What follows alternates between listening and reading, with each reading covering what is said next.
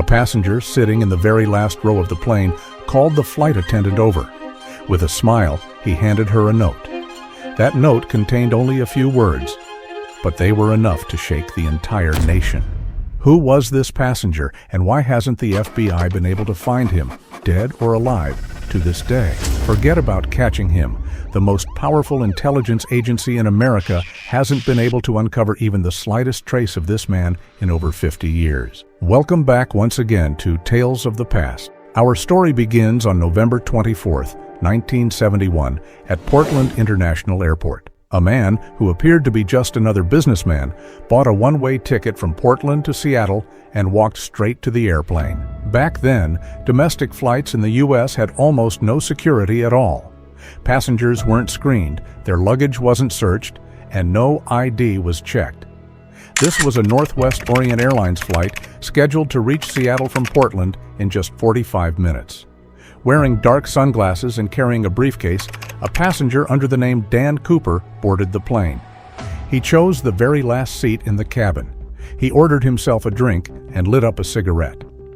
Everything seemed normal because in the 1970s, smoking on airplanes was still allowed. At exactly 2:58 p.m., the flight took off. Shortly after takeoff, Dan Cooper called a flight attendant and handed her an envelope. Her name was Florence Schaffner. When she opened and read the note, she was completely stunned. The note read, "Miss, I have a bomb here and I would like you to sit next to me." When Florence sat down beside him, Cooper opened his briefcase. Inside, she saw 8 sticks of dynamite and a detonator. In that moment, the airplane had officially been hijacked. Dan Cooper had 3 demands. First, he wanted $200,000 in cash before 5 p.m. Second, he wanted 2 pairs of parachutes. And third, he wanted a refueling truck ready at Seattle-Tacoma Airport. The passengers on board had no idea what was happening. Florence Schaffner carried Cooper's demands to the cockpit and relayed them to the captain. This became the first hijacking in U.S. history carried out for ransom money. Because of that, local authorities and the FBI decided to comply with every single one of Cooper's demands. They also knew that Cooper couldn't possibly get away too far. For the next hour and a half, the plane circled around the airport.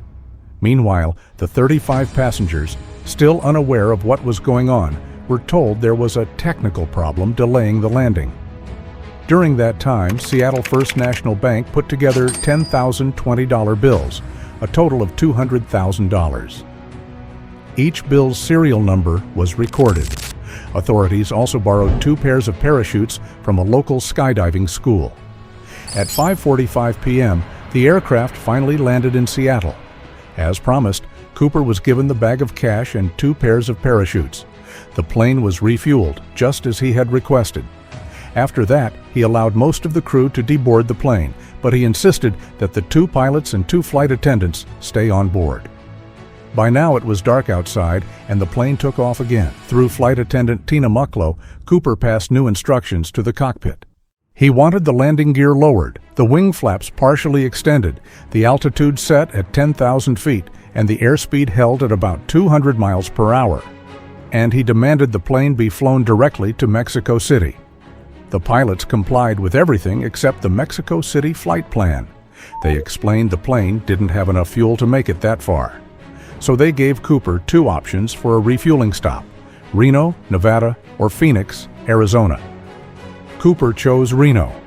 Meanwhile, the authorities had scrambled 2 fighter jets to follow the airliner, but the passenger plane was flying so slowly that the jets couldn't keep pace. Instead, they had to circle around the area. In the darkness, the jetliner headed toward Reno. At one point, Cooper told Tina Mucklow to join the rest of the crew in the cockpit. As she turned to close the door, she caught one last glimpse of him strapping something around his waist. Moments later, the rear stairs of the plane were lowered, and Cooper jumped into the night. What happened after that has remained one of America's greatest mysteries for more than 50 years. 3 hours later, the plane landed safely in Reno. Authorities searched the aircraft thoroughly. Cooper was gone. The bomb was gone. There was no trace of him anywhere. Not only inside the plane, but even after the hijacking, no sign of Dan Cooper was ever found. Not alive, not dead. So who was Dan Cooper? And where did he disappear to, right under America's nose? This became one of the FBI's longest-running unsolved cases. Nobody had actually seen Cooper jump, but since the rear stairway was left open, it was obvious he had parachuted out somewhere between Seattle and Reno. Investigators began combing through the plane for evidence. All they found was Cooper's black tie, 8 cigarette butts, and one of the parachutes he left behind. There wasn't even a single photo of him. Interviews with the passengers and crew led to a composite sketch of Cooper's face. But before the FBI could launch a full ground search, they had to figure out exactly where he had jumped. That part wasn't too hard to calculate. The plane had been on autopilot, so its flight path was recorded. They already knew the speed and altitude, and the flight recorder showed the rear stairs opened at 8:10 p.m. Based on all this, they plotted Cooper's likely drop zone. It covered about 17 square miles of rough terrain, thick forests, and steep mountains. Both ground teams and aerial teams scoured the area, but no trace of Cooper was found. No briefcase, no parachute, no money. Nothing. The conditions that night were freezing, so many believed Cooper couldn't have survived. But what happened afterward shocked even the FBI. For the first time in American history, the FBI asked the public for help. They released Cooper's sketch and the serial numbers of the ransom bills in newspapers nationwide, offering a reward for any information. The theory was simple. If Cooper was alive, sooner or later he'd try to spend that money. But strangely enough, not a single bill ever surfaced in circulation. Still, the story didn't end there. Nearly 9 years later, in 1980, something unexpected happened. Along the Columbia River in southern Washington, at a spot called Tina Bar, a young boy was playing with his parents when he discovered 3 bundles of cash. They were bundles of $20 bills, totaling $5,800. His parents turned the money over to the FBI. Amazingly, the serial numbers matched the bills given to Dan Cooper. This was the first breakthrough in nearly a decade. But instead of solving the mystery, it made things even stranger.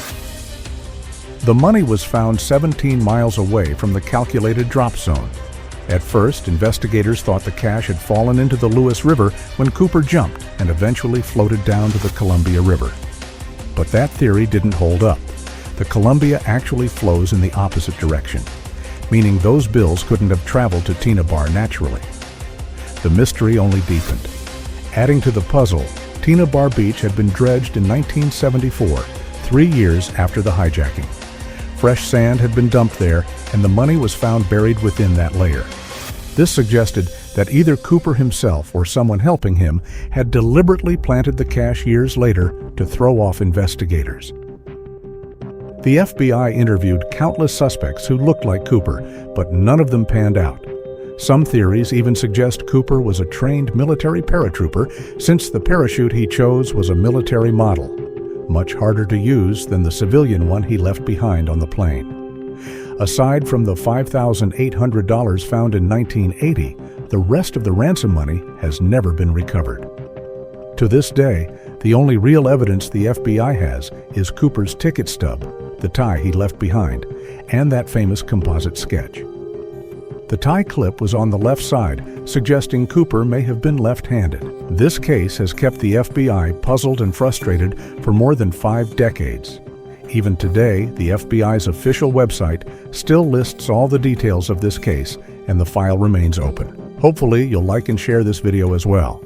Thank you so much for all your kind comments. We'll see you again in the next video.